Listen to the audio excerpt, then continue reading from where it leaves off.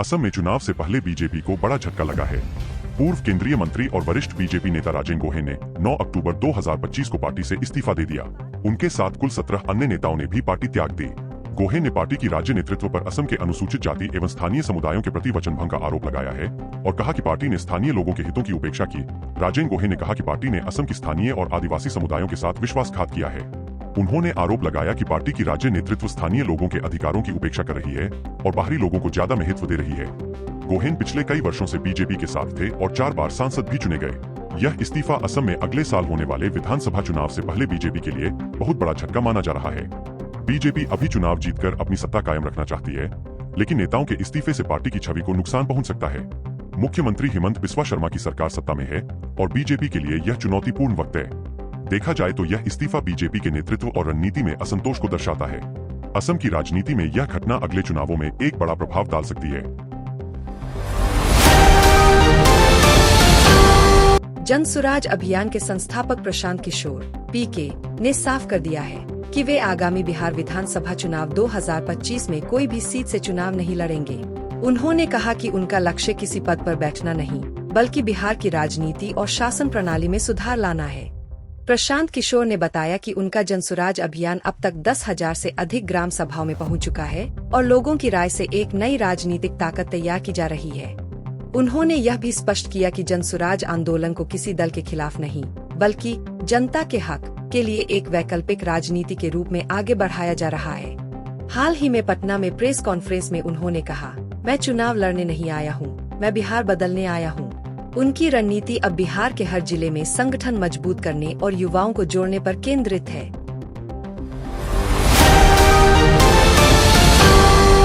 बिहार विधानसभा चुनाव 2025 से जुड़ी एक बड़ी खबर पर सबकी निगाहें टिकी है।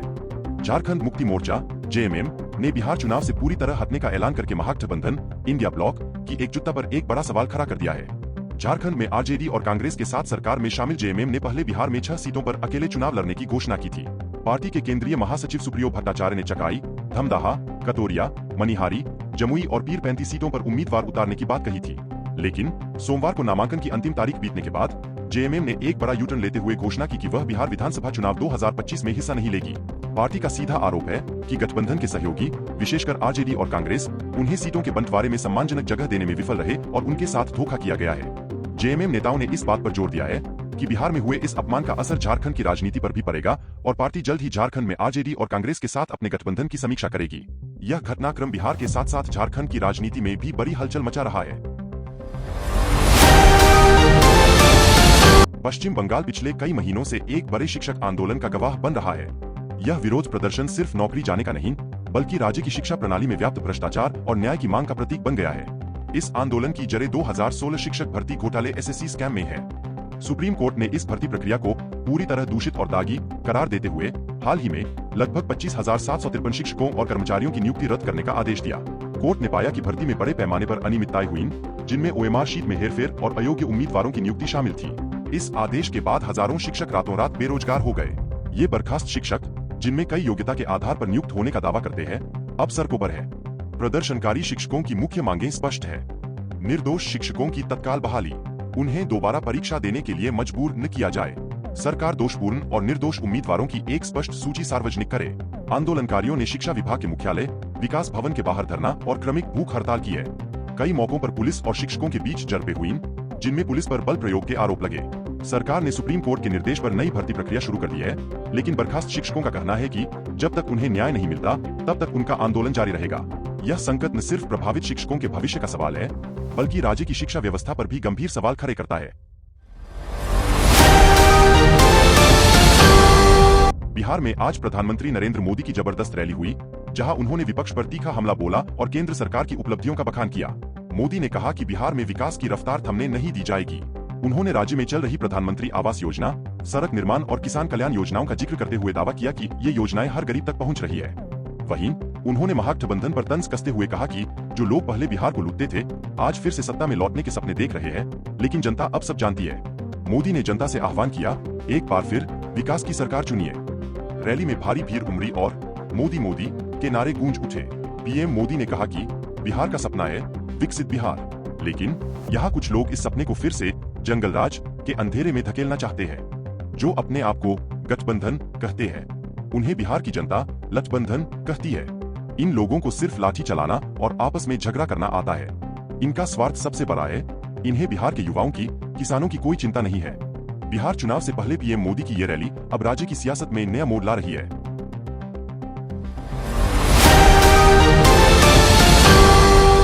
मुंबई में एक बार फिर सियासत गर्मा गई है। लोकल बॉडी चुनावों से पहले बीजेपी और शिंदे गुट की शिवसेना ने तय किया है हाथ मिलाने का, यानी होगा महायुति का प्री पोल अलायंस। मुख्यमंत्री देवेंद्र फडणवीस ने साफ कहा, मुंबई में शिवसेना और एनसीपी मिलकर चुनाव लड़ेंगे, लेकिन थाने में फैसला अभी खुला है। जहां मुंबई में बीजेपी को चाहिए शिवसेना का साथ, वहीं थाने में शिंदे का घर बचाने की तैयारी। दूसरी ओर ठाकरे ब्रदर्स यानी यूबीटी शिवसेना और एमएनए भी साथ आ सकते हैं। लक्ष्य है मराठी वोट बैंक, जो मुंबई में करीब 35% है। बीएमसी के चुनाव अब सिर्फ एक निगम नहीं, बल्कि महाराष्ट्र की सियासी ताकत की जंग बन चुके हैं। अब देखना यह है मुंबई में किसका चलेगा सिक्का।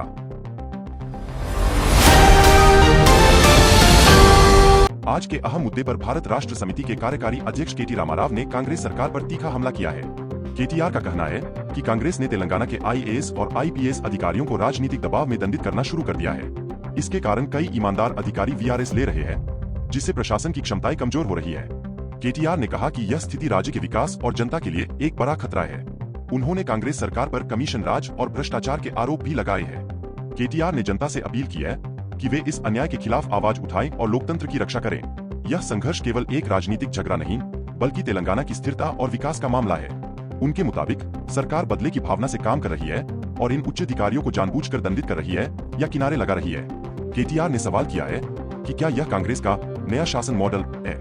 केटीआर के इन गंभीर आरोपों ने राज्य की राजनीति में हलचल मचा दी है।